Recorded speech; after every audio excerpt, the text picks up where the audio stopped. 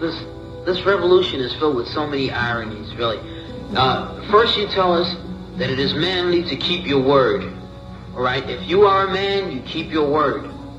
And now all that the black people in this country are demanding, and even the black people in the whole world are demanding, is that you keep your word. You told us we were free. Well then, show us that we're free. You told us that there is justice, equality for all in this country. Well then, stick to your word. And let us see the justice and equality for all. Or else admit to us that you're not a man, you're a worm, you're afraid of us, you're afraid to give us equal stand. You're afraid that if you give us equal ground, that we will match you and we will override you. And if that's what you're afraid of us, then tell us that just what you're afraid of. But don't keep hiding it from us and holding this up to us, and every time we ask you for something, you give us a little bit of something, and it's all tokenism. We don't want tokenism. And there are most black men in this world that don't want charity. And yet still every time we ask you for something, you give us a little piece, a little piece. You're playing games with us. We're not children. We're big men. I've seen my father have to put up with all kinds of stuff. He was a big man. He raised a family. He went down south, and he had to go around to the back door with his wife.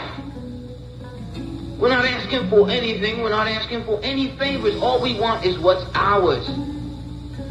Now, there are many black veterans who are coming back, and they're mad. They're angry. Do you think that they're going to sit down through this? Our fathers didn't have the knowledge that we have. They sat through it. But there are other black youth that are not going to sit through it. We know about Che. We know about Fanon. We've read the books of our revolution. We've listened to Mao and his quotations. We know where we stand.